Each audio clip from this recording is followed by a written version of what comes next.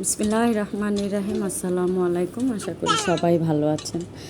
আসলে কথাটা বলা এই সময়ে খুবই হাস্যকর একটা বিষয়। আর যে সবাই ভালো আছেন, আমরা নিজেরাও কিন্তু জানি আমরা আসলে ভালো নেই, তারপরও আশা করতে তো দোষ নেই। ইনশাআল্লাহ দেশের পরিস্থিতি ভালো হয়ে যাবে, আমরাও আসলে আগের মতো সব কিছু করতে পারবো ইনশাআল্লাহ। আল্লাহর কাছে তো এটাই চাই। তো আসলে কি আমাদের মৌলিক চাহিদা কিন্তু পাঁচটির মধ্যে কিন্তু যোগাযোগ ব্যবস্থাও আসলে আমাদের মৌলিক চাহিদার মধ্যেই পড়ে।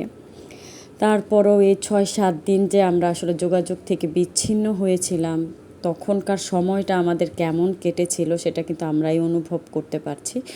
তারপরও আমরা কিন্তু ছোটোবেলায় এই ইন্টারনেট ছাড়াই চলেছি। সেই সময়টা ছিল একরকম, এই সময়টা হচ্ছে আরেক রকম। তো এখন যেহেতু ইন্টারনেট এসেছে, যেভাবে আসুক না কেন কিছুটা হলেও এসেছে।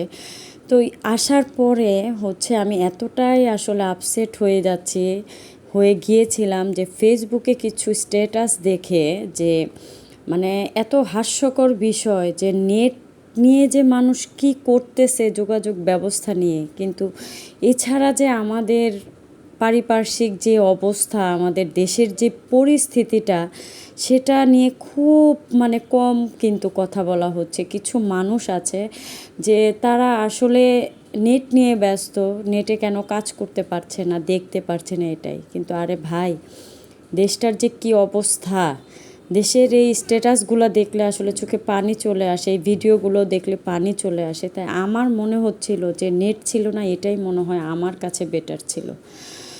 তো যাই হোক, যারা মারা গিয়েছে তাদের আত্মার আসলে মাগফিরাত কামনা করি, এবং সরকারকে বলবো, আমি তো একটা তুচ্ছ একজন মানুষ, তারপরও ভিডিও বার্তার মধ্যেই আসলে সবাইকেই জানাচ্ছি, যারা বড় বড় মানুষ আছে তারা যেন আসলে এই পরিবারদের পাশে দাঁড়ায়, তাদের সব সময় সাহায্য সহযোগিতা, যেইভাবে আসলে তাদের পরিবারটা সচ্ছল ছিল আছে। জানি যে এই কষ্টটা কখনোই পূরণ হবে না, সন্তান হারানোর বেদনা আসলে একমাত্র মা ছাড়া তো কেউ জানে না, পরিবার ছাড়া।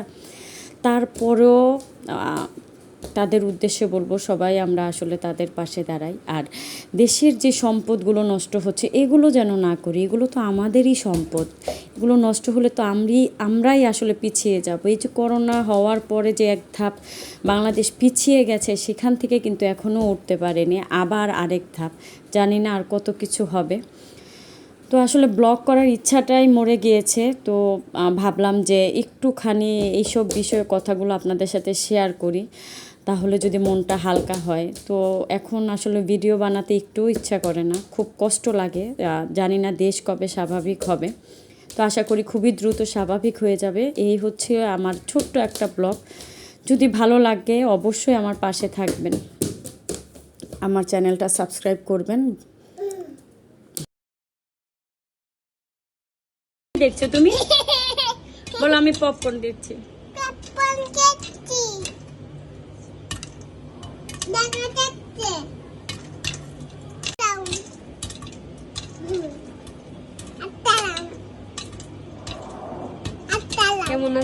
কেমন আছেন বলো? কেমন আছেন বলো? এই যে হুজরাতের নতুন টি শার্ট, তাই না? এটা নতুন ড্রেস।